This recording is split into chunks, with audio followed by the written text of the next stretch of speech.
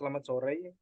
Perkenalkan, eh, kita dari kelompok strategi rantai pasok, terdiri dari saya sendiri, Ken Cesar Balawan Tunggadewa, kemudian ada Mbak Dian Kristiana, kemudian ada Mas Manuel Sumorok, kemudian ada Febrianto dan Rudito. Eh, Pada hari ini kita akan mempresentasikan tentang studi kasus perusahaan Apple tentang managing global supply chain. Next.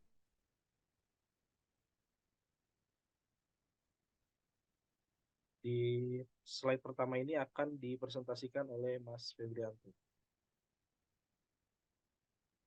Terima kasih Mas Ken. Ini adalah pengenalan rantai pasok global merujuk pada infrastruktur jaringan yang memungkinkan kita atau perusahaan untuk melakukan pengiriman dan penyediaan layanan di tingkat global.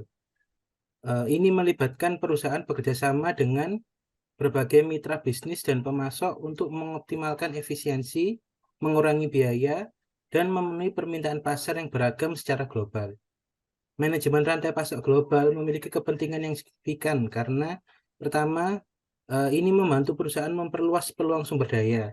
Yang kedua, memberikan pilihan yang beragam. Dan yang ketiga, mendorong ekspansi bisnis. Dalam mendorong ekspansi bisnis ini, manajemen rantai pasok global memberikan kesempatan pada perusahaan untuk memperluas bisnisnya ke pasar yang lebih luas, yang pada gilirannya dapat meningkatkan jumlah pelanggan. Next, Mas. Ini adalah sejarah dari Apple. Didirikan di 1 April 1975 oleh Steve Jobs, Steve Wozniak, dan Mike Markula. Lalu di tahun 77 Apple II diperkenalkan. Lalu awalnya Apple adalah perusahaan manufaktur untuk personal komputer di US dan baru masuk ke saham di Desember 1980. Dan saat itu pula dapat menghasilkan 300 juta dolar dari saham. Di tahun 1983, personal komputer dari IBM itu menjadi yang terunggul atau yang teralis di US, sehingga di tahun 1985 Steve Jobs meninggalkan Apple. Di tahun 96, Microsoft telah meluncurkan Windows 95 selama setahun. Steve Jobs kembali ke Apple sebagai CEO-nya. Pasar Apple turun dari yang awalnya 11,6 miliar US dollar di 1987 menjadi 3,1 miliar di akhir tahun 96. Lalu di tahun yang sama, Apple mulai melisensikan OS sistemnya yaitu Mac. Tahun 2005, Apple berhasil mengambil kontrol lebih banyak atas supply chain mereka dengan bekerja sama dengan supplier-supplier baru dengan pembayaran di muka sebagai ganti jaminan komitmen dan harga yang lebih rendah. Hingga akhirnya di tahun 2012, iPhone 5 berhasil menggunakan konsep just-in-time supply chain dengan kapasitas 3,7 juta unit per minggunya. Supply chain Apple untuk produk iPhone dilakukan secara global, di mana research and development berbasis di US, memiliki 156 supplier, namun perakitannya ada di Cina, dan memiliki toko retail yang sebagian memang sudah adalah milik Apple sendiri. Next. Selanjutnya saya kembalikan dulu ke Mas Ken. Oke, pada slide ini akan dipresentasikan oleh Mbak Dian. Silakan Mbak Dian. Baik, melanjutkan tentang pembelajaran kita tentang strategi rantai pasok yang diterapkan oleh Apple. Pertama, kita akan melihat dari sisi New Product Development-nya atau R&D-nya, di mana menerapkan manajemen siklus hidup produk yang inovatif dan efektif. Artinya meminimalkan stok varian produk dan fokus pada jumlah SKU atau stock keeping unit yang lebih sedikit. Hal ini menyederhanakan rantai pasokan dan mengurangi kompleksitas inventaris. Engineer Apple bekerja secara intens, secara erat dengan pemasoknya dalam hal mengupdate proses produksi dan teknologinya. Apple menerapkan sentralisasi seluruh Research and Development departemennya dan accounting-nya di internal mereka di US. Kemudian dalam berinvestasi dalam memproduksinya, mereka dalam menggunakan otomisasi dan proses manufaktur yang efisien. Hal ini menyederhanakan produksi produknya dan mengurangi waktu tunggu. Waktu tunggu yang lebih pendek berdampak positif pada DSI dan DSO dengan membawa produk ke pasar lebih cepat dan memungkinkan pengakuan pendapatan yang lebih lebih cepat. Berikutnya, selain dalam produk assembly, di Apple perakitan dilakukan oleh pihak eksternal yang dalam hal ini Apple menunjuk Foxconn dari Taiwan. Kenapa? Karena di dalam assembly ini mereka butuh mengelola workspace yang besar, jadwal yang sangat ketat, dan butuh orang yang banyak. Karena itulah Apple untuk mengefisiensinya, strateginya mereka menggunakan subkontraktor Foxconn, di mana untuk tugas itu akan lebih mudah atau ada di tanggung jawabnya oleh subkon untuk memenuhi target mereka. Mereka menggunakan sistem just-in-time supply chain, sehingga menempatkan tanggung jawab pengiriman komponen yang tepat waktu di tangan supplier. Mereka mempunyai supplier yang global yang memberikan teknisi di level yang tidak akan terpenuhi oleh supplier di AS. Ini adalah salah satu kelebihan dari Apple dalam hal supplier yang dimiliki. Berikutnya kita akan bahas lebih banyak lagi dalam hal pengadaan atau procurement. Di dalam hal ini mereka lebih banyak melakukan secara internal mereka sendiri. Yang pertama, strategi yang mereka lakukan adalah dengan membangun hubungan yang kuat dengan pemasok, yaitu mereka membangun kemitraan atau kerjasama single manufacturer dalam jangka panjang, kemudian membeli atau memesan komponen kunci dalam kuantiti tertentu di awal, bahkan investasi peralatan ke supplier supaya pasokan lancar. Mereka memakai closed ecosystem untuk mendapatkan diskon yang banyak pada pembelian komponen. Bahkan bisa memberikan keleluasaan dalam produksi sesuai volume yang dibutuhkan saat permintaan itu banyak ataupun sedikit. Persyaratan pembayaran yang mereka juga melakukan persyaratan pembayaran yang menguntungkan dengan memperpanjang days payable outstanding-nya, sehingga perusahaan mempunyai lebih banyak waktu untuk membayar tagihan. Yang kedua adalah demand forecasting dan inventory management. Mereka menggunakan analisa produk yang ada saat ini, memeriksa inventory level, menyesuaikan forecast, kemudian juga memonitor biaya komponen, serta selalu memasukkan produk baru yang akan dikembangkan di dalam demand forecasting maupun inventory management mereka. Demand forecasting mereka lakukan jauh hari sebelumnya, terhitung sekitar 150 hari, dengan secara kontinu mengupdate produksi yang dibutuhkan ke supplier sesuai kebutuhan. Sehingga komponen dan tenaga kerja yang dibutuhkan bisa menyesuaikan. Hal ini membuat days sales of inventory-nya sangat minimal. Dan sehingga tidak menimbun secara berlebihan. Berikutnya, saya serahkan ke Mas Ken. Sekarang saya akan berbicara sedikit tentang logistik. Studi kasus ini membahas tentang bagaimana pada tahun 1997 Apple menghadapi sedikit masalah rantai pasokan. Ini adalah masalah yang baik tetapi juga masalah yang buruk. Apple menghadapi tumpukan pesanan senilai 1 miliar US dollar. Yang dikerjakan saat itu adalah Apple bersikeras untuk mengirimkan produk itu agar cepat sampai mau berapapun biayanya. Jadi dia memutuskan untuk menggunakan angkutan udara yang mahal untuk mengirim barang tersebut. Nah, ini tuh biasanya disebut strategi responsif.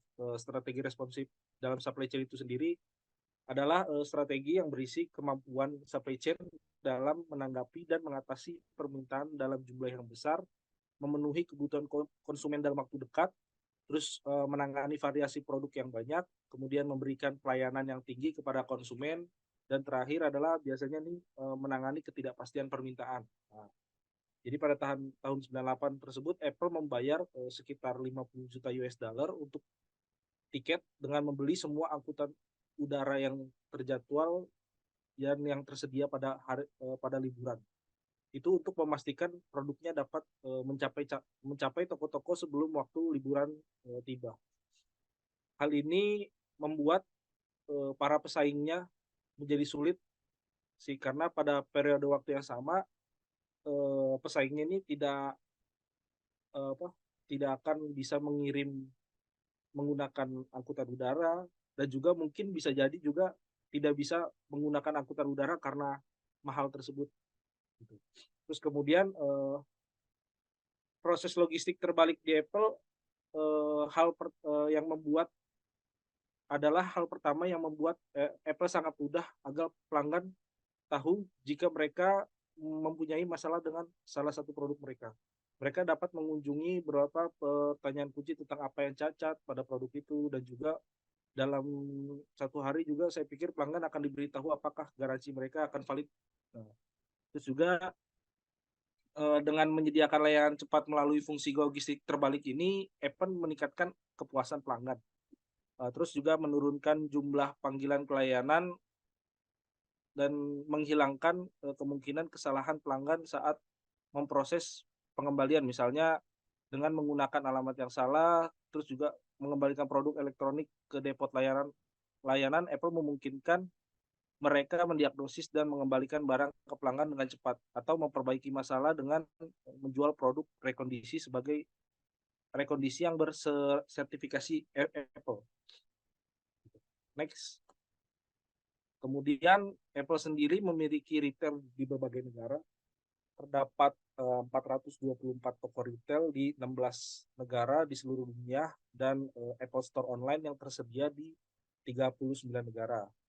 Kemudian toko retail Apple ini juga banyak memperkerjakan personil yang berpengalaman, terus juga memiliki pengetahuan yang luas. Kemudian Apple juga dapat memantau penjualan produk per toko per jam dan mengandalkan informasi ini untuk mengubah bisnis forecasting produksinya setiap hari. Oke, next. Di sini perusahaan Apple ini pada tahun 2013 memiliki penjualan sebesar 171 miliar US dollar dengan kapasitas pasar sebesar 457 miliar US dollar. Terus Apple ini juga lebih menginvestasikan sebesar 10,5 miliar US dollar dalam teknologinya yang baru, termasuk robot perakitan dan mesin penggiling untuk memastikan produknya dapat dibuat lebih cepat dan hemat biaya. Kemudian menurut survei Gartner Group, rantai pasok Apple ini menduduki nomor 1 dunia dalam menjadi salah satu perusahaan. Kemudian Apple juga mempunyai begitu banyak uang sehingga mereka dapat berinvestasi pada mesin kelas dunia yang biasanya itu digunakan dalam bidang kerdigantaran atau juga bidang pertahanan. Next. Nah, ini adalah peringkat rantai pasok yang dibuat oleh Gartner Group. Di situ nomor 1 adalah Apple. Oke, selanjutnya akan dijelaskan tentang case to case cycle oleh Mas Immanuel. Oke, terima kasih Mas Ken. Perkenalkan teman-teman, nama saya Immanuel. Akan coba membahas case to case cycle atau case conversion cycle dari Apple, perusahaan Apple ini. Seperti yang udah teman-teman tadi jelaskan, bahwa inisiatif-inisiatif Apple untuk menjadi predikat nomor 1 dengan perusahaan supply chain terbaik di dunia versi Gartner itu juga tergambarkan di case to case cycle ini. Nah, case to case cycle ini apa sih sebenarnya? Nah, ini case to case cycle atau C2C itu adalah metrik yang mengukur rata-rata yang dibutuhkan oleh perusahaan untuk mengubah uang atau modal yang diinvestasikan dalam persediaan sehingga menjadi penjualan dengan mempertimbangkan berapa lama perusahaan harus membayar kewajibannya kepada suppliernya. Nah, jika nilai situsi ini positif, maka perusahaan itu membutuhkan waktu yang lebih lama untuk mengonversi modal tadi yang diinvestasikan menjadi uang tunai daripada yang dibutuhkan untuk membayar hutangnya. Sebaliknya, jika situsi itu negatif, itu menunjukkan perusahaan lebih efisien dalam mengelola uang tunai dan sumber keuangannya. Nah, bisa dilihat dari gambar ini bahwa nilai situsi dari Apple itu hampir selalu di bawah negatif. Nah, artinya Apple ini berhasil melakukan efisiensi dalam mengelola uang tunai dan sumber daya keuangan. Nah, situsi ini terbagi atas 3 komponen. dalam perhitungannya. Yang pertama DSI atau Day Sales Inventory. DSI ini adalah mengukur rata-rata jumlah hari yang dibutuhkan oleh perusahaan untuk menjual persediaan atau stoknya, atau dari inventory menjadi sales itu berapa hari average-nya. Kemudian Day Sales Outstanding itu mengukur rata-rata jumlah hari berapa lama uang diterima dari customer, dari customer terhitung dari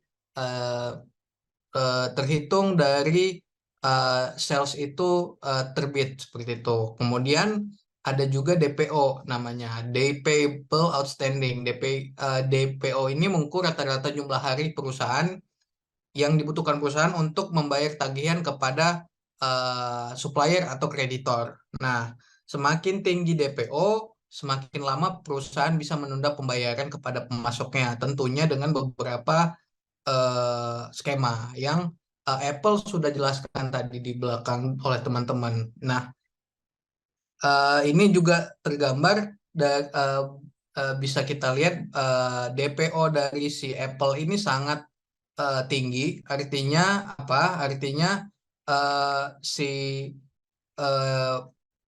Apple ini bisa menunda pembayarannya sebegitu lama uh, sehingga perusahaan bisa mengelola uang revenue tadi yang dari sales itu bisa masuk dikelola dan diinvestasikan kembali untuk kebutuhan lainnya. Nah, bisa kita bandingkan dengan Samsung, BlackBerry, Nokia, kompetitornya itu kemampuan DPO-nya itu nggak sebanding dengan Apple. Walaupun ya memang di Nokia memang ada tren peningkatan DPO, tapi DSI dan DSO-nya itu nggak signifikan Apple. Mungkin boleh next, Mas. Nah, ini kenapa ini adalah kesimpulan sekaligus penjelasan lanjutan dari case to case cycle tadi. Nah, pada perusahaan Apple, mengapa DSI dan DSO-nya cenderung rendah dan kenapa DPO-nya bisa cenderung sangat tinggi? Nah, ini memang bermuara dari inisiatif yang dilakukan Apple yang dijelaskan teman-teman tadi. Nah, pertama ya, kalau saya bisa gambarkan atau saya kasih poin ya, pertama tentang perakitan produknya yang kerjasama dengan kontraktor dan subkontraktornya yang bahkan ini kalau dijelaskan di study case bahwa mereka di tengah malam bisa menaikkan jumlah permintaannya atau jumlah produksinya itu secara tiba-tiba dengan jumlah yang signifikan. Nah, ini kan akan membuat DSI-nya akan rendah. Nah, dia juga bisa menurunkan secara tiba-tiba. Ini akan membuat DSI dan DSO-nya juga akan rendah. Nah, peramalan dijelaskan juga pada Apple case study tadi bahwa melakukan peramalan analisis forecasting yang berkelanjutan, continuity, ini akan tentunya membuat DSI-nya juga sangat rendah. Nah, kemudian produk yang sangat inovatif. Nah, kualitas produk ini tergambar dari inisiatif kualitas produk dan kerjasama dengan distributor yang dilakukan oleh Apple sehingga membuat DSI dan DSO-nya juga rendah karena ketika kualitas produk dan kerjasama dengan distributor ini berlangsung dengan baik, maka Apple bisa Apple bisa kalau dijelaskan di Apple Case tadi itu bahwa kerjasama dengan distributor ini yang dengan lokasi yang banyak dan retail yang banyak ini akan meningkatkan DSO si Apple. Kemudian ada tipe kerjasama dengan supplier yang unik yang mungkin di sini poin utama di DPO-nya ya, bahwa menawarkan prepayment dan pembelian equipment dengan timbal balik. Nah, ini dengan jaminan bahwa timbal baliknya mereka bakal mendapatkan supply dari spare part dan sebagainya itu dijamin oleh suppliernya. Bahkan dijamin untuk mengalahkan dalam tanda kutip untuk menjadi eh, kalau ada kompetitor menawarkan untuk ada kalau ada kompetitor membeli dari supplier yang sama, itu Apple itu didahulukan seperti itu. Jadi Apple itu sudah mendapatkan jaminan dari supply spare partnya. Ini akan membuat DPO-nya pasti rendah dan eh, pasti harganya akan mendapatkan harga yang juga rendah. Kemudian logistik yang efisien. Ini yang tadi yang dijelaskan Mas Ken, kerjasama dengan air freight yang terpercaya, yang bahkan mahal, yang berani mengeluarkan uang mahal agar barang terdistribusi dengan cepat. Dan tentunya kepuasan customer yang tadi timbal balik dengan eh, bekerja sama dengan UPS dan beberapa eh, ekspedisi untuk melakukan contohnya kalau ada produk return, maka ini bisa dilakukan dua arah, bukan satu arah sehingga akan eh, eh, ini prosesnya akan jadi lebih cepat. Nah, terakhir yang saya rangkum adalah investasi teknologi robotic automation-nya itu akan pasti akan membuat DSI-nya akan rendah juga begitu. eh Mungkin boleh next, Mas. Berikut beberapa ya rangkuman yang saya ambil dari beberapa berita ya. Ini juga selaras dengan apa yang ada di Apple Case tadi ya. Mereka punya eh, mereka bisa membeli chip memori dari Cina, eh, bisa membeli chip memori dari Cina, bahkan dari Samsung juga, dari kompetitor mereka juga membeli dengan beberapa pasti dengan beberapa skema. Kemudian mereka juga membuat inovasi teknologi yang robotnya yang bernama Daisy, kemudian membuka pabrik-pabrik baru perakitan di Asia Tenggara, kemudian juga melebarkan retailnya. Ini salah satu contohnya itu ada di Blibli Indonesia. Sekian eh, presentasi dari saya, mungkin saya kembalikan ke Mas Ken selaku moderator. Oke, setelah selesai presentasi dari kelompok strategi rantai pasok, terima kasih sebelumnya. Wabillahi taufiq wal hidayah. Wassalamualaikum warahmatullahi wabarakatuh.